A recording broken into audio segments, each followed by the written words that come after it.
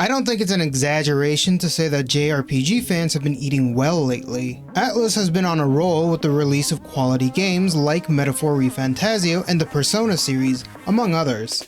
But while you might be interested in picking up one or the other during the next Steam sale or so, the question remains: which one is worth your time? Whether you're a die-hard Persona fan or just curious about Atlus's next big thing, this video is here to help you make that choice a bit clearer. We'll also explore questions like why you might prefer one game over the other and whether either of them is worth your time at all. By the end of the video, I'll share my thoughts on the best games to start out with or play depending on your preferences. Before I begin, one important thing to note is that I'll be comparing the Persona series to the standalone title Metaphor ReFantazio. Because of this, I may make some broad or generalized claims that favor one of the Persona titles more so than the other, while being more specific when discussing ReFantazio. With that in mind, let's get started. This leads to the first point of discussion. ReFantazio is a standalone title, while Persona is a series that dates back to 1996 on the original PlayStation. However, I would argue that the series' defining game is Persona 3, which was first released in 2006 on the PlayStation 2. This can be a concern for newcomers who might feel the need to complete every mainline game to understand the latest title. But I can say with utmost certainty that while these games share a universe and take place at different points in time, each game tells its own self-contained story, meaning you can jump into the series starting with any game in the series. In fact, I would go so far to say that despite the game sharing some commonalities in story elements and gameplay, each title has a unique tone and feel that offer completely different experiences depending on the game. That being said, because these games exist in a shared universe, the later titles often reference each other through Easter eggs, character callbacks, or even revisiting key locations from previous titles. While these references don't affect the story, they might make some players feel left out if they haven't played any of the earlier titles. The only time this becomes more noticeable is in the Persona spin-off games, where characters from different games might meet and interact. Most of these spin-offs are considered canon, but it's worth noting that they are not always traditional RPGs and are often developed by other studios, which may affect whether you'd want to play them at all. You might think that ReFantazio would be the better pick given its nature as a standalone title. However, the game is full of Easter eggs referencing other Atlus titles including Persona. Most are minor details like item descriptions and objects hidden in the background, but some are more direct and genuinely impressive. I can only imagine the excitement Etrian Odyssey players must have felt when they reached that one part of the game. As with Persona, these references in ReFantazio don't impact the story, but they are still there for those who are familiar with Atlus's other works. Both games offer over 100 hours of gameplay and feature a new Game Plus system, allowing you to restart the game while carrying over your previous equipment, stats, levels, and more. However, in my experience, I was able to complete most of ReFantazio's content in my first playthrough. This includes finishing all the side quests, maxing out all the confidants, and even defeating the optional Spire Dragon boss battles. New Game Plus in ReFantazio introduces a higher difficulty and a new optional boss, which, when defeated, grants a ring that makes you invulnerable to all damage affinities except almighty attacks. However, aside from that, I didn't feel like it was necessary to replay the game, as most of the content could be tackled on the first run. In contrast, completing all the content in a Persona game during the first playthrough is almost impossible, making a second run practically essential. Let's just do our best. The first playthrough often focuses on building social stats and leveling up, while the second playthrough allows for a more streamlined experience, breezing through the dungeons and dedicating time to completing the confidant stories. This progression ultimately affects the final ending and unlocks cooler dialogue choices that were previously gated by low stats like intelligence or courage, enriching the story. Playing a Persona game can feel like a more significant time commitment compared to Metaphor ReFantazio. You might spend 70 to 80 hours on your first playthrough, followed by another 50 to 60 hours on your second run. Gameplay-wise, you'll notice a lot of similarities between the two. Both games use the familiar elemental weakness system from Atlus's other work, the Shin Megami Tensei series, and ReFantazio features a version of Persona's social link system, in the form of followers. To anyone familiar with one but not the other, the two games seem almost identical, with similar mechanics presented under different names. But there are a few key differences worth highlighting. The most obvious is the mechanic that gives Persona its name, the Persona system. Personas are your primary means of dealing damage and casting skills. Each has its own strengths and weaknesses. Some are immune to certain elements, others excel at offense or support roles. The most common comparison that's made is to Pokemon. Since there are hundreds of personas to collect, earn through battle, and fuse to create stronger ones. While each of your party members has a unique persona that grows with them, the protagonist has a special ability to wield multiple personas and swap between them, making you the group's wild card who can adapt to any role. Personas also get fusion bonuses based on the rank of the related social link, incentivizing you to focus on building relationships. Maxing out one of your confidant's social links allows you to fuse that character's ultimate persona, which are some of the strongest in the game. Now, while the large number of personas might suggest a strong emphasis on team building variety, the fact that only the protagonist can access them, and that many of the personas simply fill similar roles at different levels to match difficulty scaling, makes the system feel more like a monster collecting mechanic, appealing to those who enjoy collecting monsters and appreciating their designs. On the other hand, ReFantazio's archetype system takes a different approach. There are 14 standard archetypes, each corresponding to a follower, and 7 hero archetypes that serve as the final evolution for your party members. You unlock new archetypes by bonding with different followers, and any party member can equip any standard archetype, though hero archetypes are exclusive to their corresponding character. What stands out in ReFantazio is the ability to mix and match skills from different archetypes that a character has previously leveled. For example, if one of my party members is equipped with the Knight archetype, focused on defense, buffs, and piercing attacks, but also has a leveled healer archetype, I can transfer healing skills and passives from a healer to my knight, effectively creating a makeshift paladin. This gives ReFantazio's archetypes a sense of flexibility and creativity in team building that stands out, especially early in the game when your party is smaller. That said, this flexibility is a bit more restricted by the late game. You're limited to equipping just 4 skills, and skill slots are locked behind your follower's rank. Even so, the game encourages experimentation. If you want your wizard to punch like a monk, go for it. One final thing I thought was worth mentioning is the enemy variety found in Metaphor ReFantazio. The shadows of Persona can feel pretty random at times. Enemies range from pieces of furniture to strange animals, which makes it feel like you're fighting abstract art rather than vicious monsters. Although Persona 5 did move away from that by replacing shadows with actual personas, more in line in what we see in Persona 1 and 2. Because of ReFantazio's fantasy setting, the enemies better reflect the kinds of monsters you'd expect to see in a traditional RPG, things like goblins, ogres, and of course, dragons.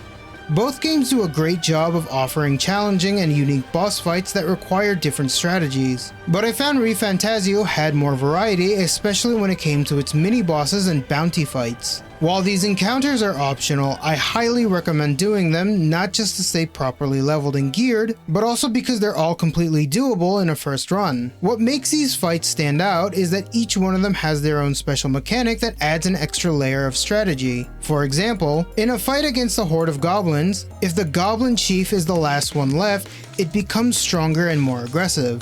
Another bounty features a pair of ogres that have to be defeated at the same time. If one goes down too early, it revives on the next turn. You can prepare for these fights by paying an information broker in town for tips, or you can go in blind if you want more of a challenge. None of these fights were too difficult. I did die a couple times, but they definitely made for some memorable boss fights in the game. It's also worth noting that ReFantazio is Atlus's latest release, so this comparison could shift depending on what Persona 6 brings to the table. The story is probably the biggest factor in deciding between the two games. While Metaphor ReFantazio and Persona are almost identical in terms of gameplay and design, their narratives are worlds apart. That also means that the way each game delivers its story is drastically different, and you might even find the mechanics feel more fitting in one game over the other because of it. Let's look at how each game introduces itself. Persona plays off the high school fantasy. You study for the big spelling quizzes, try to become homecoming queen, and balance your social life with the supernatural. One moment you're exploring the psyche of a deranged lunatic, fighting twisted monsters using your personas, and the next, you and your friends are at the beach trying to pick up chicks. You even have your own Sabrina the Teenage Witch style talking cat who gives you powers. What I'm trying to say is that the story in Persona is intuitive. You don't need a lot of exposition to understand that you're a slightly horny teenager who just moved to the big city. It leans heavily into slice of life, to the point where, for newcomers, things might come off as a little dull or slow at first. ReFantazio, on the other hand, is completely new. Since it's not grounded in our world, it needs a lot more setup. The game opens with political strife in a world you don't yet understand, and you have to slowly start to piece together the customs and cultures that shape this society, all while unraveling a mysterious and cryptic history. Because of this, the first few hours can feel a bit slow and heavy on exposition, but once you get past that section, the game becomes a non-stop adventure, always traveling to new places and uncovering new mysteries. One thing I really appreciated about ReFantazio compared to Persona is that it has a dedicated antagonist. The Persona series usually doesn't reveal a concrete villain until the very end, often through a last-minute twist or the sudden introduction of an omnipotent god in the game's final moments. But ReFantazio introduces its villain, Luis, early on, and he's fantastic. He has presence, charisma, and amazing voice acting. Oh my, I seem to have gone off prematurely. All of which cement him as one of the most memorable video game villains I've encountered. The game also has a much stronger sense of progression. You're constantly planning your next move, pushing the story forward. Because of this focus on forward momentum and adventure, I actually think that the social elements pulled from Persona feel a little out of place in ReFantazio. Don't get me wrong, I love the characters, but Persona excels in telling personal, grounded stories. Stuff like not being able to connect with your family or listening to a pessimist vent about life. They're not flashy stories, but they're deeply human and often hit hard. That's why the slice of life moments work so well. By the end of the game, I genuinely feel a connection to these characters. ReFantazio tries to match that style of storytelling, but because its characters are more like reflections of the culture and the world around them, the stories tend to center on broader themes, such as racism is bad, religious extremism is dangerous, and etc. Important messages, sure, but they don't feel as intimate. It makes the visual novel aspects of the game, which is something the Persona series is known for, feel out of place in ReFantazio. The best way I can describe the difference between the two is a metaphor of my own. Harry Potter versus Lord of the Rings. Harry Potter is a story about a kid from the real world discovering a magical one. Harry is meant to be the audience surrogate and thus designed to be relatable. As he enters the magical world, he then asks the questions we would ask. That's Persona. It eases you into its world because the supernatural aspects are an extension of the familiar, and includes many themes we can recognize and relate with. As a result, you can better digest the game within the first couple of hours. Lord of the Rings is grand and mythical. I can't relate to a single character in that story, but I'm still all in because there are dragons, massive armies, and that wild scene with the landslide of skulls in the catacombs. That's ReFantazio. It's not immediately relatable, but it's epic and immersive. I'd say you need to get through the first major dungeon after the Mines mission to really get a feel for the game. That's the turning point. That's where it starts to feel like Persona again. You form your core trio of characters, your Joker, An, and Ryuji, or your Yu, Yosuke, and Chie. The tutorial starts to slow down and the real villain steps into focus. So after giving a brief overview of the games, their background, gameplay, and story, the only question that remains is, which one should you play? The answer will differ for everyone, but for me it's Metaphor ReFantazio. I loved how the game felt like playing through a movie. the world building, the grand spectacle of environments you encounter on your journey, and the constant tug of war between tension and action that made it hard to put the controller down. I just had to see what happened next. If you're looking to play a game with the more methodical, slower pace of a JRPG, but still packed with cinematic moments and a gripping story, ReFantazio is absolutely worth checking out. On the other hand, if you're after something more, dare I say, cozy, with a stronger emphasis on character development, relationships, and dating sim aspects, then Persona is the way to go. As for which Persona game to start with, well, if you're new to the series and value your time, I recommend Persona 5 Royale. It's the most renowned and approachable entry, and even though it originally came out in 2019, it still holds up beautifully. Another solid entry point is Persona 3 Reloaded, a full remake of Persona 3 released in the same year as ReFantazio. It's a great modern reimagining, though I'd approach it with a bit more caution, mainly because of the existence of Persona 4 Golden and Persona 3 Portable. Now, Persona 4 Golden is my personal favorite. I think it has the strongest combination of story and characters compared to the others, and its lighter tone complements the game's mechanics really well. That said, it hasn't aged the best. Once you get used to the polish of the modern entries, going back to the older titles with the more archaic systems can be rough. This is even more true for Persona 3 Portable. The main addition in this version is the option to play through the game as a female protagonist. One of the most valuable features of the female route is the ability to build social links with your male party members, and even romance them. Honestly, I always found it weird that you couldn't form bonds with your male teammates in the original. They've got rich personalities and a lot of untapped story potential, but the only place to really explore that is in this decade-old handheld version. Other than that, the female protagonist also brings up some unique dialogue options, offering a different personality from the original male counterpart. But aside from that, the game is virtually the same. So if you're serious about diving into the series, there is value in checking out the older titles. Though, full disclosure, I haven't played all of them either. Anyway, if you liked the video, consider liking and subscribing for more deep dives. And if you want to check out my meditations on Metaphor ReFantazio, click here. I hope this helped someone, or at the least entertained you. But let's be real, you're not gonna play either. You're just gonna start your 5th Elden Ring playthrough. Come on, you know there was a weapon you saw on your shorts feed that you really wanted to try. Come on.